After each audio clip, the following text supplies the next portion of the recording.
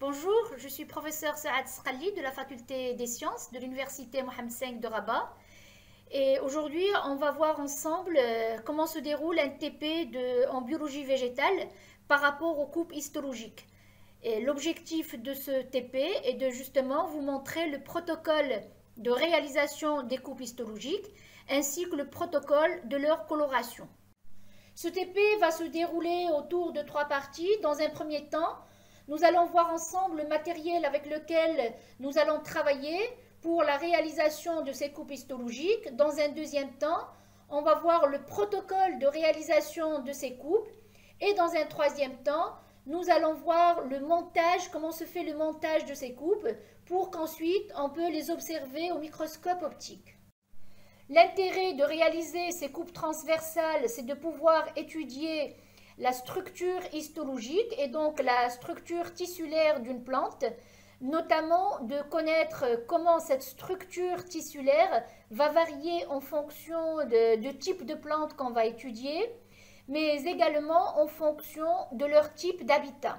Alors pourquoi en fonction des différents types de plantes qu'on va étudier? C'est par rapport à l'évolution, par rapport à comment évolue cette structure tissulaire au niveau des différents groupes de végétaux et également par rapport à leur habitat pour voir un peu le phénomène d'adaptation des différents types de végétaux à leur milieu. Alors, dans un premier temps, nous allons voir le matériel avec lequel nous allons travailler pour la réalisation de ces coupes transversales. Nous aurons donc besoin d'un matériel végétal ou de matériel végétal. Ça dépend de combien de types de plantes nous allons étudier. Et aujourd'hui, on va utiliser comme exemple la brionne, Bryonia dioica, et on va travailler par rapport à la structure tissulaire de sa tige. Et on aura également un autre exemple d'un organe plat, à savoir les feuilles. Et on va réaliser des coupes histologiques des deux échantillons. Nous aurons également besoin d'une pince pour la manipulation de nos coupes transversales. Nous aurons également besoin de polyestyrène et on va vous montrer lors de la manipulation pourquoi on va s'en servir. Également, nous aurons besoin d'une lame de rasoir, mais ce qui est très important, c'est qu'il faut que cette lame de rasoir soit très bien affûtée pour que la coupe soit très facile et pour réussir la réalisation de ces coupes. Et donc, à retenir, il faut que la lame de rasoir soit affûtée et donc autant opter soit pour la totalité de la lame de rasoir, soit la moitié de la lame de rasoir. Mais ce qui est important, c'est qu'il faut qu'elle soit neuve pour travailler avec. Également, nous aurons besoin de différentes solutions. Ici, j'ai de l'eau de Javel. Ici, j'ai le carminovert de Mirande ou le carminovert d'iode. Là, j'ai de l'eau pour le rinçage de mes coupes. Et là, j'ai un pot de récupération des eaux, soit de nos différentes solutions, soit de l'eau. Nous aurons également besoin du papier absorbant. Et je vais vous montrer lors de la manipulation comment. Nous aurons besoin également d'une lame pour le montage de nos coupes et d'une lamelle en verre pour faire le montage des coupes. Une fois la coupe entre lame et lamelle, ce qu'on va voir tout à l'heure, est réalisée, on va faire notre observation au microscope optique. Alors, comment se présente un microscope optique? Alors, tout d'abord, lors de l'observation, il faut allumer, il faut avoir de la lumière ici. Ici, nous avons un socle, puis on va voir que c'est allumé. Après, nous avons une platine où on va déposer notre lame et lamelle avec notre échantillon. Ici, nous avons des valets pour bien retenir et fixer la lame et la lamelle. Là, nous avons le revolver avec les différents objectifs. Toujours commencer par l'objectif le plus faible. En général, il est de coloration rouge et donc on peut facilement le reconnaître. Et là, nous avons les oculaires pour faire notre observation. Bien évidemment, sur le côté, nous avons le bouton pour allumer et éteindre la lumière, mais également, nous avons justement pour le déplacement de la lamelle de sorte à ce que nos échantillons soient juste au-dessous de la lumière. On a la vis pour déplacer la lame et la lamelle. Comme nous avons besoin, sur le côté, nous avons déplacer la platine pour une bonne mise au point. Nous avons une macrovis. En général, on utilise la macrovis pour choisir une meilleure portion pour l'observation au plus faible des grossissements et la microvis en général pour passer à un grossissement moyen et plus grand grossissement pour une mise au point et pour zoomer la portion qui est importante pour faire une bonne observation. Maintenant, on va passer au protocole de réalisation des coupes transversales. Pour cela, je vais me mettre en position assise et confortable pour bien faire ma manipulation. Et donc, je commencerai par prendre mon échantillon. Ici, je prends mon échantillon. C'est un échantillon cylindrique et il est rigide. C'est une partie de la tige de la brouillonne. Et puis, je vais essayer, dès que je prends mon échantillon, je vais essayer de voir est-ce que la surface en extrémité est bien plane. Là, elle n'est pas tout à fait plane. Et donc, sur une lame en verre, je vais essayer de l'aplanir et aplatir l'extrémité pour qu'elle soit vraiment orthogonale. Alors, comme il s'agit d'un échantillon rigide, je peux directement faire ma coupe. Alors, je prends mon échantillon entre mon pouce et mon index. Dans l'autre main, je prends ma lame de rasoir et je fais la coupe très mince vers moi. Et donc, toujours la coupe vers soi. Je prends ma coupe que j'essaie de faire aussi fine que possible. Vous allez voir, regardez, elle est très très très fine. Et je vais la poser dans l'eau. Alors tout ce qui est vert, pour que ça reste vivant, il faut que je le mette dans l'eau. Je fais une autre coupe très très fine. Là encore, vous pouvez voir ma coupe très fine que je dépose également avec mon échantillon. Alors, si mon échantillon il est rigide, pas besoin de polystyrène pour faire ma coupe. Si mon échantillon était un peu mou, on prend du polystyrène que je vais couper dans le sens de la longueur.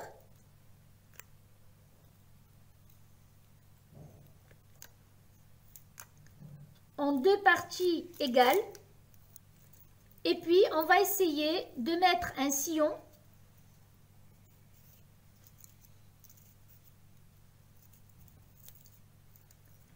de la taille un peu plus petite que c'est du diamètre de mon échantillon.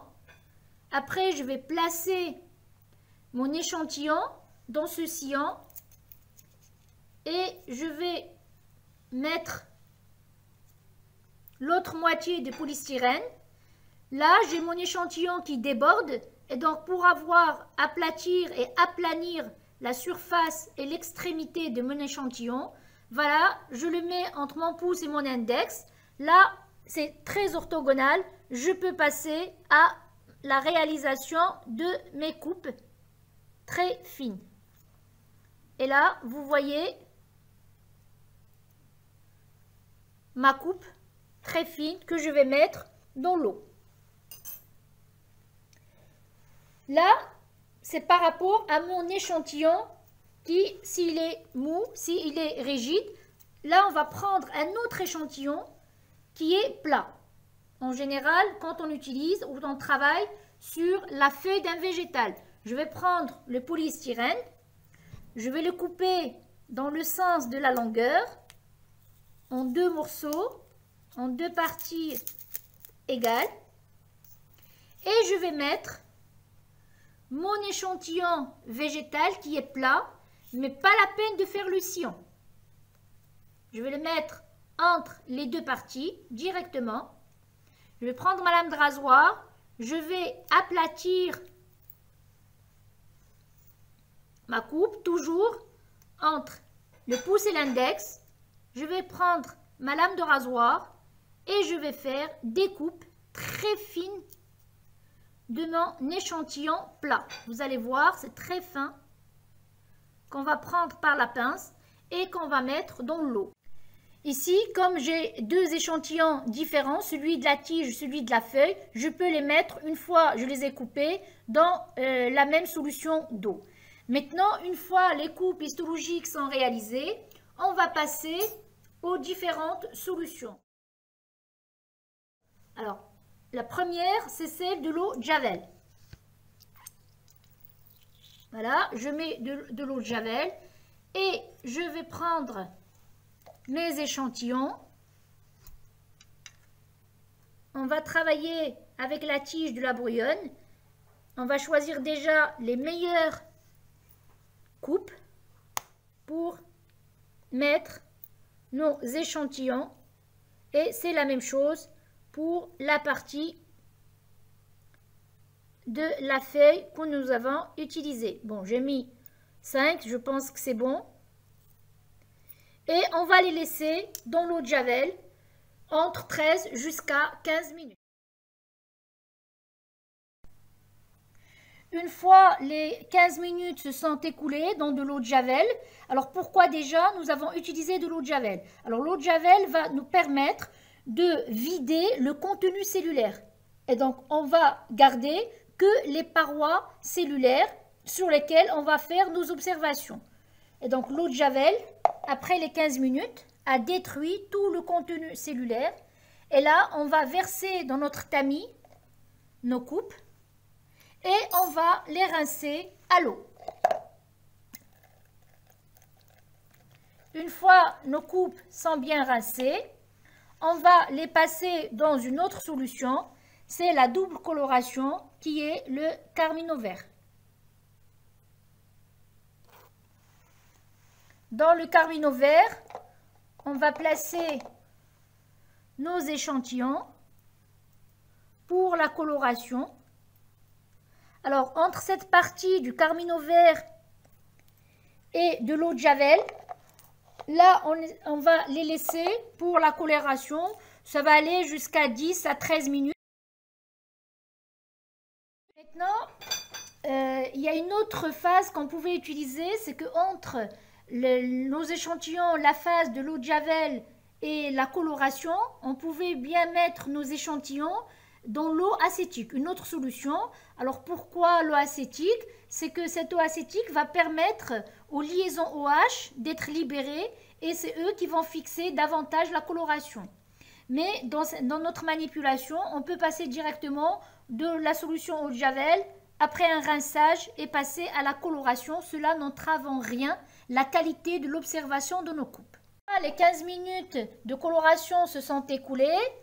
On va mettre nos échantillons dans le tamis, puis on va rincer. Un rinçage rapide, pas très abondant dans nos coupes pour ne pas éliminer le colorant. Coloration au carmine vert, c'est une double coloration, comme j'ai dit, du carmine vert demi-ronde, composé de deux colorants, le carmine luné et le vert de d'iode.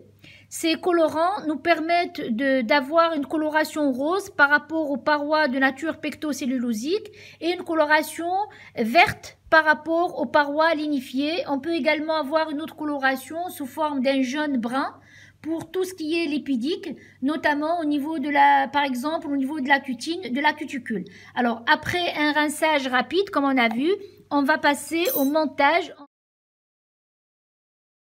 entre lame et lamelle de nos coupes. Alors, une petite précision, toujours prendre la lame et la lamelle sur le bord. Ne jamais les prendre entre les mains comme ça, ni la lame ni la lamelle, parce qu'on laisse nos empreintes dessus et ça va entraver la bonne observation. Et donc, entre lame et lamelle, je commencerai par prendre ma lame, y déposer une goutte d'eau. Alors tout à l'heure, on a dit du papier absorbant. Pourquoi on va s'en servir?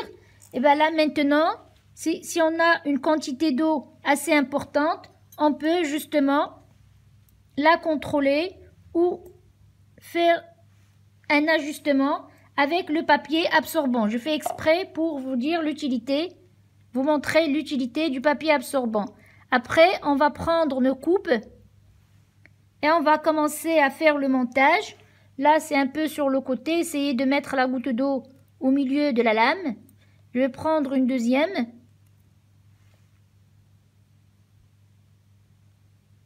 Les séparer. Et là, on peut passer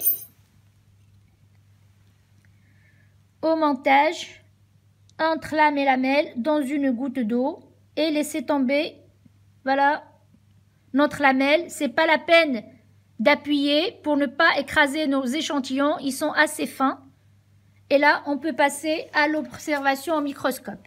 Alors, pour l'observation, je commence par allumer mon microscope, s'assurer que je suis au niveau de plus faible dégrossissement, placer, c'est allumer, placer ma lame, la fixer avec le valet, et là, pour pouvoir observer, voilà, je vois la lumière qui traverse mon échantillon, et là, je peux commencer mon observation, d'abord au niveau du grand grossissement, pour choisir l'échantillon, la portion la plus fine, puis je passe à un échantillon, un objectif plus grand pour essayer de voir les différentes structures de ma coupe. Vous voyez là, les différentes structures sont bien colorées. Tous les tissus en rose sont de nature, des parois primaires de nature pectocellulosique, et tous les tissus en vert ils ont une paroi primaire, mais également une paroi secondaire, et la nature de ces parois, elle est lignifiée. Ainsi prend fin notre séance DTP d'aujourd'hui sur le protocole de réalisation des coupes transversales en biologie végétale, et à une prochaine vidéo. Merci.